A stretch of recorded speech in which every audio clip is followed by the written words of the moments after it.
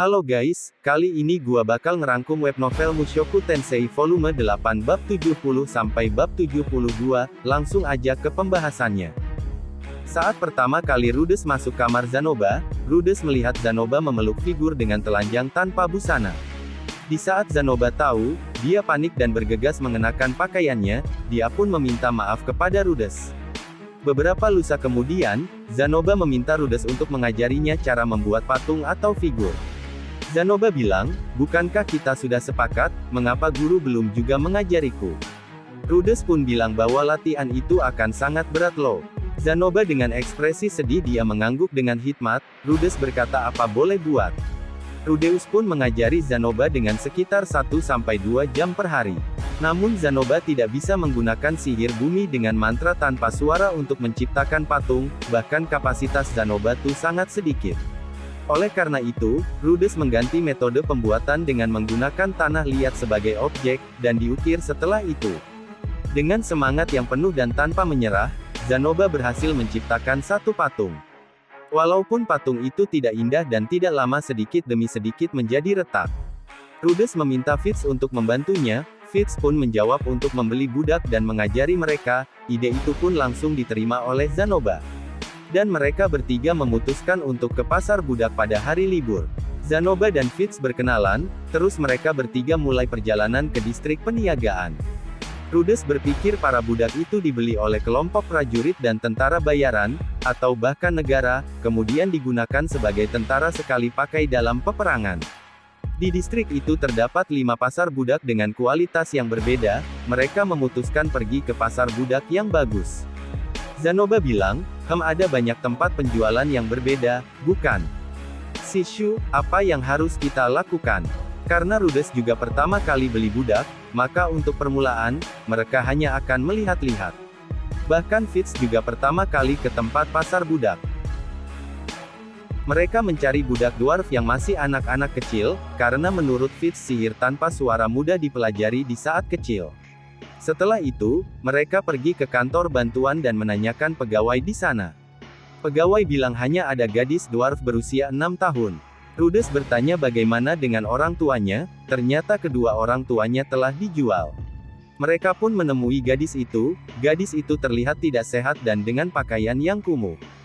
Rudes menyapa gadis itu tapi gadis itu hanya menatapnya dengan mata kosong, juga tidak menjawab sama sekali. Pegawai ingin mencambuk di pinggul gadis itu, namun Rudes menghentikannya. Karena Rudes pernah mengalami hal yang seperti gadis itu alami, keputusasaan akan kehidupan. Rudes bertanya apakah kau ingin mati? Secara perlahan dan gemetar gadis itu menjawab dia tidak ingin mati. Dan Rudes memutuskan untuk membawanya, dengan harga 1 koin tembaga Asura besar. Setelah membeli, mereka membersihkan gadis itu, membeli pakaian dan beberapa aksesoris untuknya.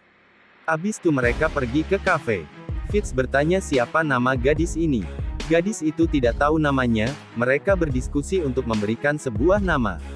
Akhirnya mereka memberi nama gadis itu dengan nama, Juliette, dipanggil Julie. Mereka pulang. Saat malam tiba, sebelum tidur Rudes terus mendengarkan penjelasan tentang patung dengan sungguh-sungguh dari Zanoba karena Rudes malam itu tinggal di kamar Zanoba. Latihan ini terus berlanjut untuk sementara waktu. Zanoba pun terus berlatih menggerakkan jari-jarinya dengan hati-hati. Mungkin suatu saat nanti dia ingin menciptakan sesuatu dengan tangannya sendiri. Rencana pembuatan patung kami terus maju sedikit demi sedikit. Rinia de Dorudia. De Dorudia adalah satu dari 2 klan Dorudia yang berfungsi sebagai pelindung hutan agung. Dia adalah cucu kepala suku, Gustav. Dan putri kepala prajurit klan itu, Gies, yang merupakan kepala suku berikutnya. Pursena Adorudia. Adorudia adalah klan Dorudia lainnya yang berfungsi sebagai pelindung hutan agung. Dia adalah cucu kepala suku, Guldege. Dan putri kepala prajurit klan itu, Telteria, yang juga merupakan kepala suku berikutnya. Rinia dan Pursena adalah cucu para pemimpin suku. Mereka adalah keturunan langsung dari dewa hewan. Mereka memiliki arti khusus. Mereka berdua terbawa suasana. Meskipun mereka sedikit takut saat pertama kali mendaftar, karena sihir suara diturunkan di klan Dorudia, ketangkasan superior, kekuatan fisik, dan karakteristik khusus ras hewan, semua itulah yang membuat mereka begitu kuat. Selanjutnya, ditambah lagi pelajaran sihir yang mereka serap dengan baik dari penjelasan-penjelasan guru di sekolah, mereka bahkan bisa mengalahkan senior-seniornya tanpa banyak masalah. Sayangnya, semua kesuksesan itu tidak membuat mereka rendah hati. Mereka memboikot berbagai macam hal, merampas, memeras, dan bertindak sesuka hati.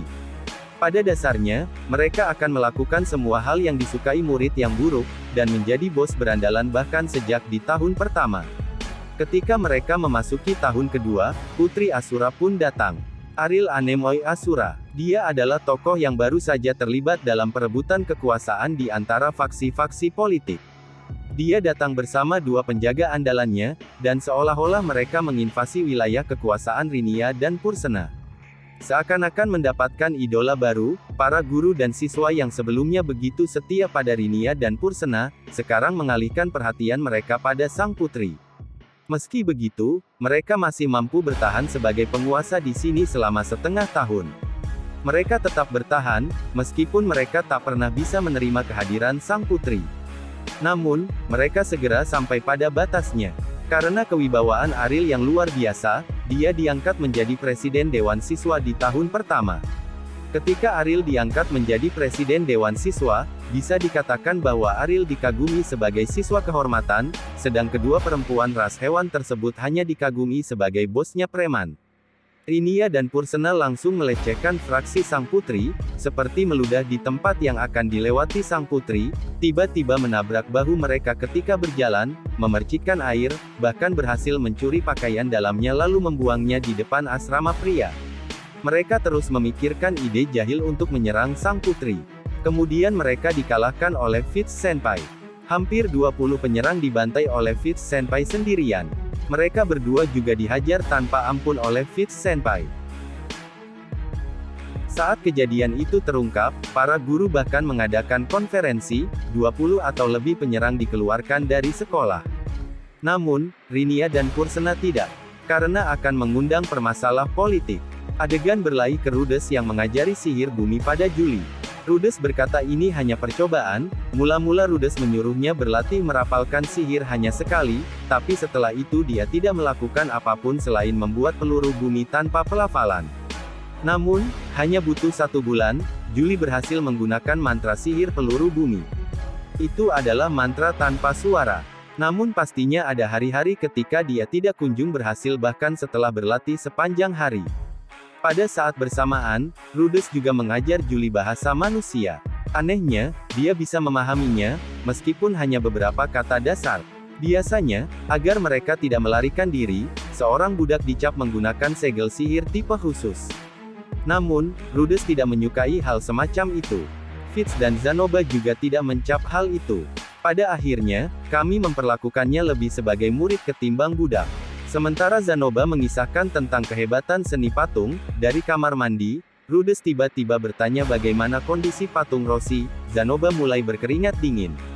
Zanoba bilang sebenarnya dia membawa patung itu ke sekolahan ini, dengan gemetar dia mengucapkan itu. Rudeus pun meminta untuk melihat langsung patung Rossi tersebut. Setelah Zanoba memperlihatkan patung itu, Rudes dengan sedikit amarah berkata, belumkah aku memberitahumu betapa aku menghormati, dan menyayangi patung ini? Tidakkah kamu tahu betapa besar pikiran dan perasaanku pada sensei yang kucurahkan pada figur ini? Zanoba menjawab, kamu salah besar, patung itu adalah sesuatu yang kupertaruhkan ketika berduel melawan Rinia dan Pursena, itu adalah sesuatu yang sangat penting bagiku. Ketika aku kalah dalam duel, mereka menghancurkannya dengan kejam, sampai menginjak-injaknya, tapi aku tidak pernah sekalipun berpikir untuk mempermainkan patung Rossi.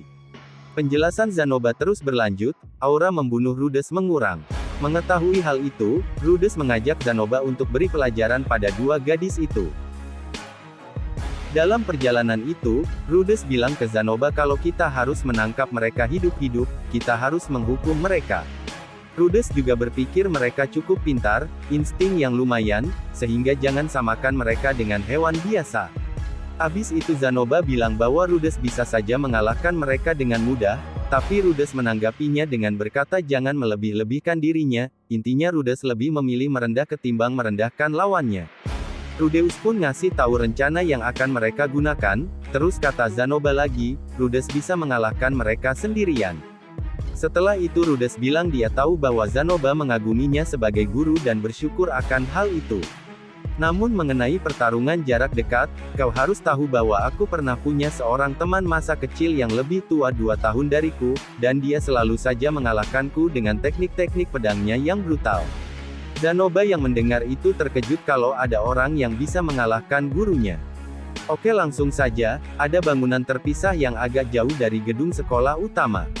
Dari sana, Rudes dan Zanoba mencari rute ke asrama, dan memposisikan diri di suatu tempat yang jarang dilewati. Letaknya di dekat hutan, dan merupakan tempat terbuka yang sulit dilihat dari tempat lain. Tidak lama setelah itu Pursena dan Rinia melihat Rudes dan Zanoba sedang berpose di sana. Lalu Pursena bilang, kalian menghalangi jalanku, enyahlah dari sana. Di situ Rinia marah dan menyuruh mereka untuk pergi dengan kata yang selalu diakhiri, nya. Kamu berisik sekali dengan kata nyanya itu, bisakah ras hewan berhenti ngomong gak jelas seperti itu? Aku banyak mengenal ras hewan, dan mereka semua dapat berbicara dengan benar, kau tahu. Kamu bukan lagi bayi, jadi mengapa kau tidak belajar ngomong dengan benar? Ucap Rudes. Rinia dan Pursena kemakan emosi, sambil menggumamkan itu, Pursena memamerkan taringnya dan meletakkan tangan di dalam mulutnya. Ini mengingatkanku ketika pernah dikalahkan oleh Gies. Ini adalah sihir suara, Pursena sedang mempersiapkan tekniknya, Rinia menghentak tanah. Dengan suara menggelegar, Rinia melompat ke samping dan lenyap. Rinia akan bergerak tepat di samping Rudes setelah 3 langkah, dan tiba-tiba akan memberikan serangan padanya. Namun, Rudes sudah mengaktifkan mata iblis. Gerakannya tidak secepat Ruijert yang tidak bisa dia deteksi dengan mata iblis ini.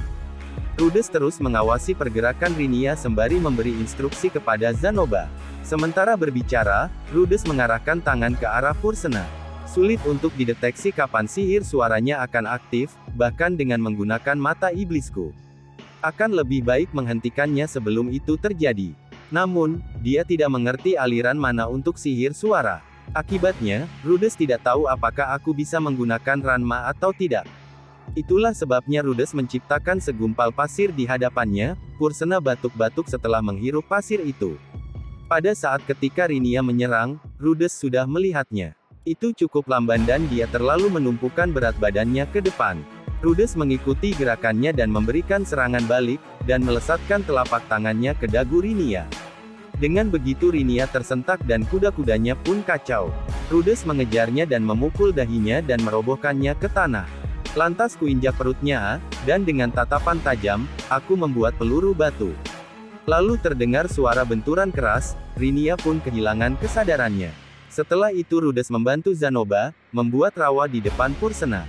Karena tanah di depannya tiba-tiba berubah menjadi lumpur, dia tersandung dan jatuh dengan muka terlebih dahulu tercebur ke lumpur. Pursena mencoba keluar dari lumpur yang mengeras dengan panik. Aku melepaskan peluru bumi dari tangan kananku. Pursena pun pingsan saat itu. Atas sinyal Rudes, Juli yang bersembunyi di balik semak-semak muncul dengan membawa suatu karung besar. Bersama Zanoba, mereka mengarungi kedua gadis itu. Zanoba pun memuji aksi Rudes yang hebat itu. Oke, sampai di sini dulu pembahasan rangkuman, gua akan melanjutkannya kalau gua sanggup wakakak.